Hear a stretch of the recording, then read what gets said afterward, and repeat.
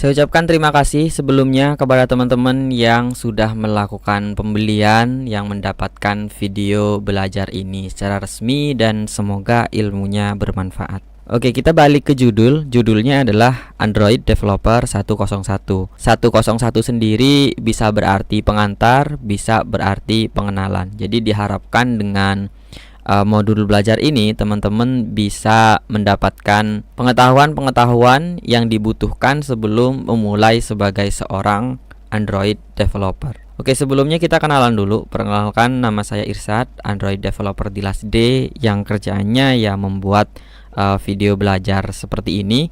Dan pengalaman sebelumnya 2016 saya sempat bekerja di perusahaan 2 kali sebagai Android developer, dan sekarang saya cuman full time di LASD aja. Dan pada kegiatan yang lain saya juga sharing tentang Android development di kampus, di komunitas, dan juga di lembaga pelatihan programming. Oke, jadi di tutorial ini teman-teman akan membuat 3 aplikasi. Dan aplikasi yang kita akan buat pertama adalah sebuah kalkulator sederhana. Sangat sederhana karena kita membuat cuman 1 halaman di situ ya. Ada 2 input, masukkan nilai 1, nilai 2, dan teman-teman bisa memilih operator di situ. Kemudian ketika diklik hitung, maka akan muncul hasil perhitungannya di bagian teks hasil itu ya. Kalau dilihat di bagian gambar yang sebelah kanan, di situ kita lihat bahwa sudah ada validasi input, bahwa kita nggak bisa memasukkan huruf, jadi angka saja yang bisa dimasukkan di situ. Kemudian memilih operatornya pun cuman bisa 1 aja. Kalau penjumlahan ya penjumlahan, kalau perkalian ya perkalian. Nanti akan ada beberapa validasi yang lain ketika kita melakukan praktek. Kemudian aplikasi kedua yang kita buat ini sebenarnya adalah bekal buat kita bikin project final atau aplikasi ketiga kita nanti. Kita akan membuat sebuah video player untuk memutar video dari YouTube, dan ini mengambil salah satu video YouTube yang ada di channelnya LASD. Di video ini mungkin yang bisa disorot ya, kita akan belajar cara menambahkan library baru di project Android. Kemudian untuk videonya sendiri kita akan melakukan beberapa custom, seperti nanti membuat full screennya seperti apa, menampilkan thumbnailnya seperti apa, atau langsung memutar videonya seperti apa.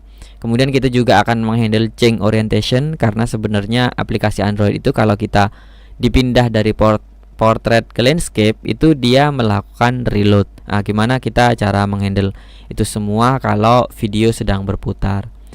Kemudian aplikasi final atau aplikasi ketiga yang akan kita buat, kita akan membuat sebuah aplikasi trailer dan review film. Nah, kita akan mulai dari splash screen-nya terlebih dahulu. Ketika masuk ke halaman utama, kita akan diberikan 2 kategori film. Ada yang populer, ada no playing. No playing berarti yang sekarang sedang tayang di bioskop. Dan dia berupa tab ya. Ada tab populer, ada no playing, atau kita bisa lakukan swipe nanti. Tapi sebelum kita membuat menggunakan kategori film menggunakan tab seperti ini, kita akan belajar terlebih dahulu gimana cara menampilkan data film pada sebuah halaman. Jadi 1 halaman untuk film aja. Dan untuk kategori movie-nya tadi, kita coba pakai menggunakan menu di Android. Jadi kita lakukan custom biar isi dari menu tersebut adalah kategori film. Nah, selain itu kita juga akan belajar caranya kita membuat load more. Jadi ketika di scroll terus, datanya masih nambah terus sesuai sebanyak data yang tersedia. Kemudian ketika salah satu film di sini itu diklik, kita akan masuk ke bagian halaman detail. Ketika di halaman detail, dia akan munculkan posternya, kemudian judulnya, ratingnya, genrenya, kemudian description atau summary-nya juga.